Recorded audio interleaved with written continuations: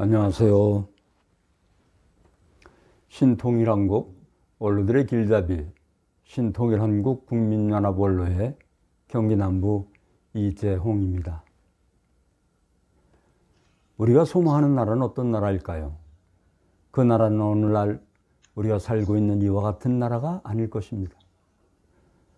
곤무술수 중상무략이 판치는 이런 나라는 어차피 작별을 고해야 할 나라입니다. 우리에게는 아직 우리가 바라고 꿈꿔왔던 나라가 아닙니다. 나라 없는 사람에게는 본적지가 없습니다. 나라가 없으면 국적을 가질 수 없는 것입니다. 지난 일제강점기 때는 나라가 없기에 우리 본적지가 없었습니다. 송기정 선수가 베를린 마라톤에서 우승을 하였어도 태극기를 가슴에 붙이지 못하고 일장기를 달 수밖에 없었습니다.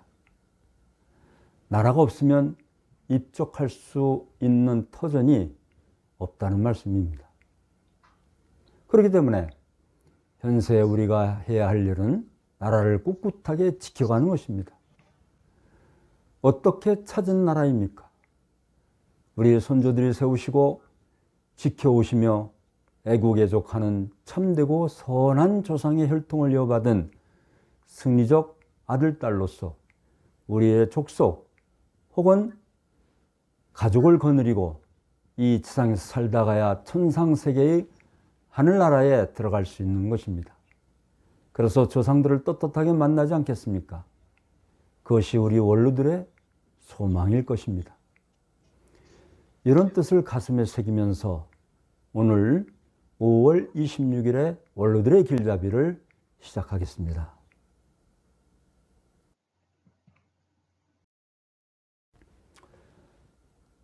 바로 신통일한국론 중 신과 국가에 대하여 라는 주제로 시작하겠습니다. 이 말은 북한의 국어사전에 나오는 국가의 개념에 대한 설명입니다. 이 말의 요점은 자본주의 국가의 정부는 지배계급이 피지배계급을 효과적으로 압박하고 그 소유를 탈취하기 위한 정부이므로 지난날의 피지배계급이 오늘날의 지배계급을 타도해야 하며 지난날의 피지배계급이 미래의 새로운 세계에서 지배계급이 되기 위해서는 혁명 이후 등장하는 정부인 사회주의 정부의 명령에 복종해야 된다는 것입니다. 이와 같이 북한에서 설명하는 국가에 대한 정의이고 요점 성리입니다. 미국과 쿠바에 있어서 피그스만 침공은 1961년 4월 피델 카스트로의 쿠바 정부를 전복하기 위해 미국이 훈련한 1,400명의 쿠바 망명자들이 미군의 도움을 받아 쿠바 남부 피그스만을 공격했다가 실패한 사건입니다. 미군은 불과 사흘 만에 100여 명의 사상자를 내고 1천여 명이 생포되는 참담한 패배를 맛보았습니다. 이와 같은 사실은 앞서와 같은 마르크스주의 이데올로기 아래 단결한 사회주의 국가의 인민들이 얼마나 강한 단결력을 자본주의 국가의 외세에 저항할 수 있는가를 보여준 사례입니다. 그러나 이와 같은 그들의 단결력은 대략 1965년을 기점으로 하강곡선을 그리기 시작했습니다. 1968년 체코슬로바키아에서 소련 반대운동이 일어나 브레즈네프가 소련군 탱크를 몰고 들어가 진압했을 때, 그리고 소련군이 아프가니스탄과의 전쟁 1979년 12월에서 1989년 2월에서 패배하고 철수했을 때 세계는 마르크스주의에 의한 제3세계 인민의 단결이 그 한계점에 도달했음을 목격했습니다. 일반적인 국가의 의미는 이 설명은 자본주의 국가에서 일반적으로 제시하는 국가론입니다. 우리가 지난날 중등교육을 통해 배웠던 국가의 3요소, 즉 국토, 국민, 주권을 중심한 국가 개념입니다. 이 같은 3요소를 암기식으로 주입시켰던 한국의 정치교육은 1980년대 후반을 기점으로 변화를 요구받기 시작했습니다. 오늘날, 즉 21세기 초반에 이르러 남한의 정치학자들은 헤겔의 국가론을 숙고하고 있습니다. 헤겔은 국가를 절대정신이 그 자신을 실현시키기 위한 단위라고 정의했습니다. 그는 근대 국가를 성립시키기 위해서는 그 국가의 국민이 국가에 대한 의식이 바로 서야 하는데, 그 의식이 바로 서지 못할 경우는 남의 나라 식민지가 되어 굴욕을 겪은 뒤에야 그 의식이 바로 서게 된다고 주장했습니다. 그는 이 논리를 시적으로 표현, 미네르바의 부엉이는 황혼이 저물어야 그 날개를 편다라고 설명했습니다. 우크라이나는 지난날 소련의 식민지가 되어 고난을 겪었기 때문에 미네르바의 부엉이처럼 되어 격렬하게 정하고 있는 것인지도 모릅니다. 2022년 2월 23일 러시아가 우크라이나를 침공했습니다. 세계 각국은 이 전쟁이 며칠 내로 종결될 것으로 생각했지만 일부 전문가들은 전쟁은 이제부터 시작이라고 말했습니다. 전자는 러시아와 우크라이나 양국이 현재 보유하고 있는 물리적 전쟁 수행 능력만을 본 것이고, 후자는 우크라이나 국민의 의식 수준과 우크라이나를 배후에서 응원하고 있는 서방 국가들의 지원 능력에 주목했던 것입니다. 특히 우크라이나 국민의 의식 수준과 같은 힘을 가리켜 미국이 유명한 정치학자인 조셉 나인은 소프트 파워라고 불렀습니다. 전쟁은 2023년 5월 현재 1년 3개월째 계속되고 있지만, 이 전쟁으로 인한 희생자 10여만 명을 낸 지금 러시아군은 지난날 아프가니스탄을 침공했던 소련군만큼이나 고전하고 있는 것으로 보입니다. 소프트 파워가 살아있는 한 그 나라는 망해도 망한 것이 아닙니다. 러시아군이 물리적으로 우크라이나에 승리하고 우크라이나의 전체 영토를 차지한다고 할지라도 러시아는 다시 건너오기 힘든 강을 건너간 꼴이 될 것입니다. 러시아 우크라이나 전쟁 초기에 세계 각국의 지식인들은 지난 1968년 옛 소련 체코슬로바키아를 무력으로 침공했던 이른바 브레즈네프 독트린을 연상케 했습니다. 당시 불시에 침공한 소련군의 탱크 앞에 체코슬로바키아는 맥없이 무너졌습니다. 그러나 우크라이나는 달랐습니다. 이번 우크라이나 전쟁의 초기 양상을 관찰한 세계 언론들은 지난 1967년 이스라엘, 이집트, 요르단, 시리아, 레바논 등 아랍연맹 4개국을 상대로 싸웠던 6.1 전쟁을 연상했던 것입니다. 당시 미국에서 공부하던 대부분의 이스라엘 학생들은 학교를 휴학하고 본국으로 돌아가 군복을 입었고, 반대로 아랍 진영에서 온 유학생들은 혹시 본국에서 이병영장이 날아올 것을 염려하여 소식을 끊고 미국 국내 어디론가 참적했던 것으로 알려졌습니다. 서울 팝 오케스트라 지휘자 하성호 씨는 우크라이나 출신 단원들이 행방임위원회에 수소문한 결과 그중 한 명이 조국에서 군복을 입고 찍은 사진을 보내왔다고 밝혔습니다. 외국 언론은 또한 미스 우크라이나가 총을 들고 참전한 사진을 세계에 터전하기도 하였습니다. 92세 우크라이나 할머니가 히틀러 때도 살아남았다며 총을 들고 나섰다는 사진도 외국에 보도되었습니다. 북대서양 조약기구, 즉 나토의 중심국가들이 앞을 다투듯 우크라이나에 무기를 보내준 것은 물론 자국의 이익을 위한 이유도 있지만 이 같은 우크라이나인들의 애국심에 감동했기 때문일 것입니다. 러시아의 푸틴 대통령은 이 같은 우크라이나인들의 애국심에 대해 나치, 즉 민족주의자들이라고 비난했을 뿐 더 이상의 비난이나 조소는 내놓을 엄두를 내지 못했던 것입니다. 파스칼은 그의 책 팡세에서 힘이 없는 정의는 무능이고 정의 없는 힘은 폭력이라고 지적했습니다. 윤석열 대통령은 이에 대해 협약서 하나로 안보와 평화가 지켜질 수 없음을 보여줬다고 하며 우크라이나는 협약서와 민스크 협정에 의존했다고 평가했습니다. 지금 대한민국의 현황과 해방 직후의 상황이 비슷하다는 말씀들을 하면서 걱정과 염려를 하는 원로들이 많이 계십니다. 그리고 그 대안이 무엇인가 골몰하시는 분들이 적지 않게 계십니다. 해방 직후를 돌아보면 서울에서 박헌영의 재원파 공산당이 조선공산당 조직을 하고 조선공산당 북조선 분국이 연안파와 합작하여 조선노동당을 조직하게 되자 남조선노동당으로 재편되었습니다. 여기에서 국립서울대학교 즉 국대안에 대한 그 반대 투쟁을 하였는데 북한에는 일제가 남겨두고 철수한 막대한 군수품 생산 공장이 산재하였고 김일성은 이를 이용하여 남침용 무기를 생산하고자 자연과학 계열 지식인이 무한정으로 필요하여 때마침 미군정은 경성제대를 비롯한 서울 지역 대학들을 통합하여 종합대학인 국립서울대학 설립을 계획하였습니다. 소위 국대안이라고 합니다. 당시 북한에는 이미 김일성 종합대학이 있었습니다. 좌익 계열 학생들은 이를 반대하는 동맹휴교를 결의하여 휴교가 장기화되면서 북한의 대남 공작원들이 다수의 서울대학교 교수와 학생들을 포섭 대동월북시킨 사건이 있었는데 거의 90%의 학생이 월북하였으며 도상록을 비롯한 교수들은 월북 후 북한의 핵무기 개발 계획 등에 투입됐습니다.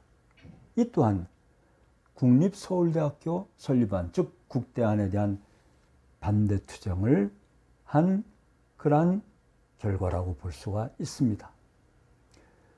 그리고 해방 당시에는 북쪽으로부터 일제강점기 때부터 전력을 받아온 상태에서 대남 송전 중단이 되었고, 즉 북한은 남한이 전기요금을 내지 않는다고 이유를 대면서 대남 송전을 중단하였습니다.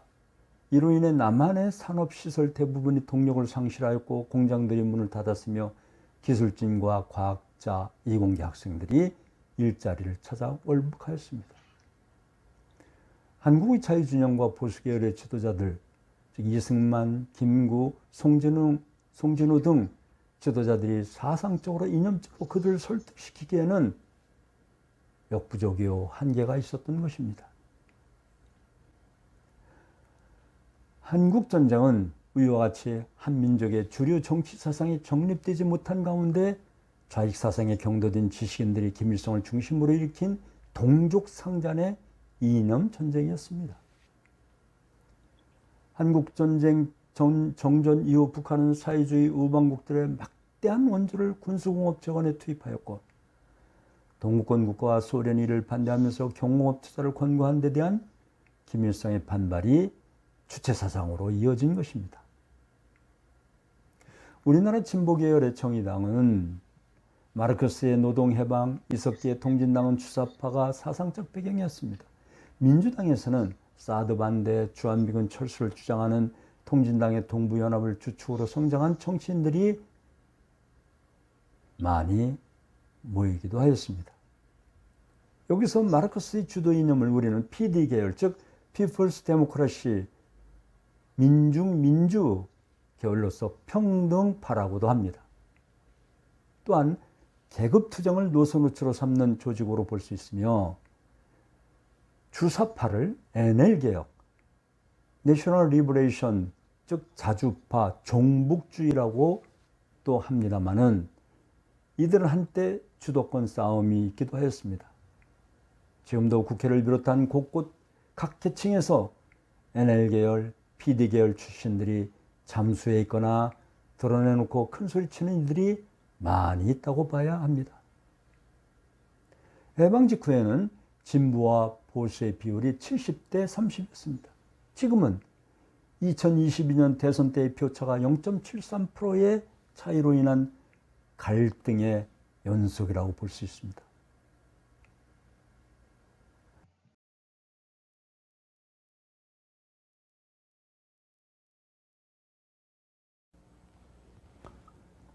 사리사욕, 당리당략경을 이겨매어 진위 여부를 아랑곳하지 않은 채 집단 이기적 행동을 하는 그 속에 묻혀 자칫 나라에 갈 곳을 잃지는 않을지 심히 걱정스럽게 여기시는 분들이 많이 있습니다. 어떤 분들은 나라를 걱정하면서도 에이 쟤들 저러다 말겠지 하는 생각을 하시는 분들이 계시는데 그런 것을 노리는 불순 세력들이 있다는 것입니다. 마음 놓고 거짓으로 선동하고 거기에 따라서 또 부안해동되는 그런 이들이 많이 있지 않습니까? 여기서 우리 원로들은 틀린 것은 틀렸다고 하고 사상적으로 바르게 잡아 나가야 할 것입니다.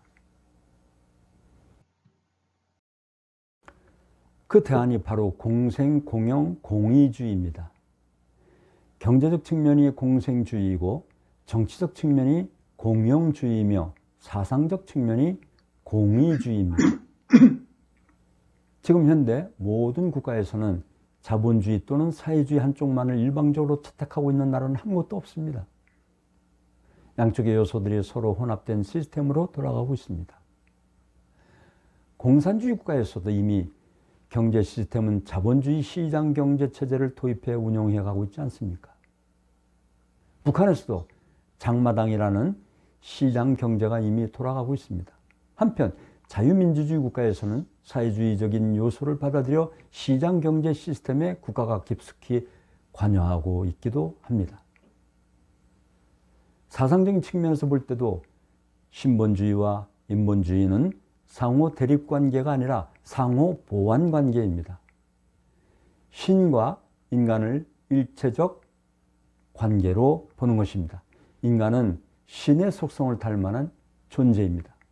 신본주의 사상과 인본주의 사상은 서로 만나서 조화와 균형을 이루어야 할 것입니다. 앞에서 말씀드린 대로 신통일한국 신평화세계의 핵심 과제인 신통일세계 이상적 경제제도는 공생주의인데 전체 목적과 개체적 목적을 이루는 연체로서 경제적 공동체인 공생주의를 형성하는 것입니다.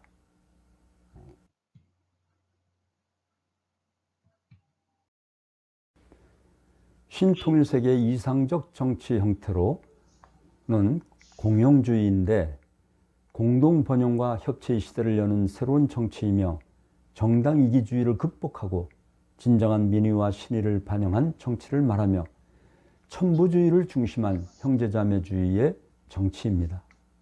그리고 자유, 평등과 박애를 중심한 대가족 사회를 지향합니다. 특히 3대권을 이루는 가정을 지향합니다. 민주주의 꽃인 선거제도의 변화를 추구합니다.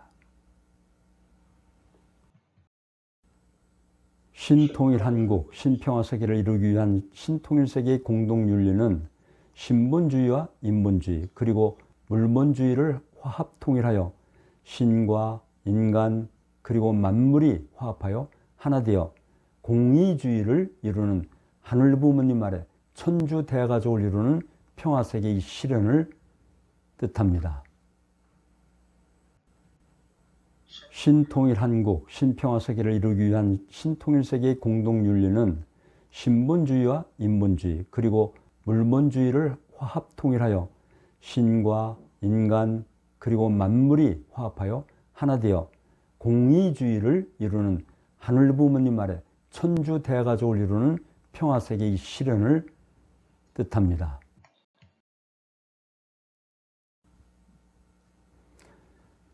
이와 같이 신통일 한국, 신평화세계를 이루는 공생, 공영, 공의의 평화세계를 형성하여 자유와 평화와 통일과 행복의 가치가 가득한 세상, 더불어 함께 누리는 경제 공생, 더불어 함께 참여하는 정치 공영, 그리고 더불어 함께 실천하는 윤리 공의주의의 세계를 지향하며 종교와 인종과 국가의 장벽을 넘어 전 인류가 함께 호흡하며 살아가는 공생, 공영, 공의의 세계를 형성하는 것입니다.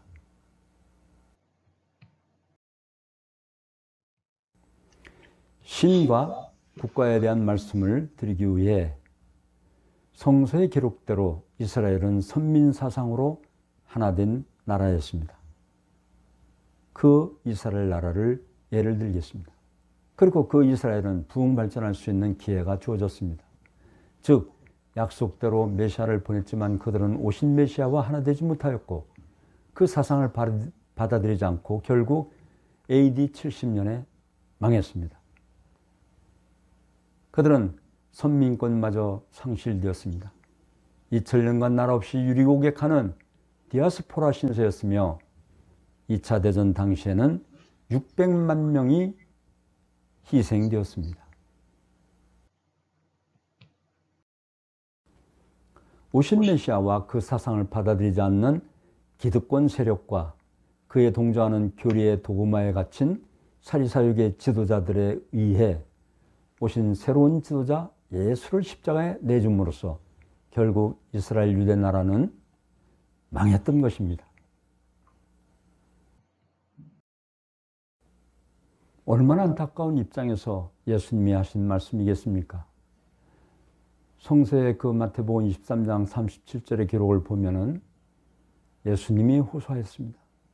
예루살렘아 예루살렘아 선자들을 죽이고 내게 파송된 자들을 돌로 치는 자여 암탉이 그 새끼를 날개 아래 모음같이 내가 네 자녀를 모으려 한 일이 몇 번이더냐.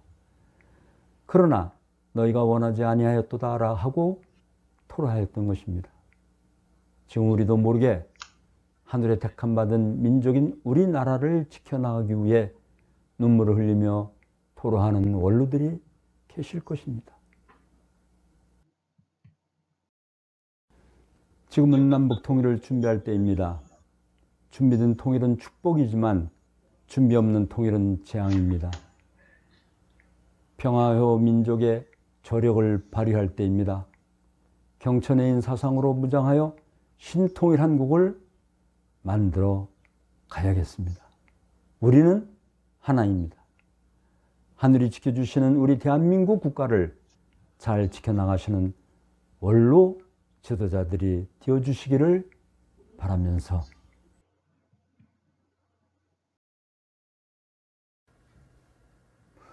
오늘도 원로들이 없으면 가정도 대한민국도 미래도 없다는 말씀, 즉 양무, 원로, 시무, 대한의 말씀을 이 효를 다시 한번 새기면서 오늘 5월 26일 원로들의 길잡이 여기서 마치겠습니다. 고맙습니다.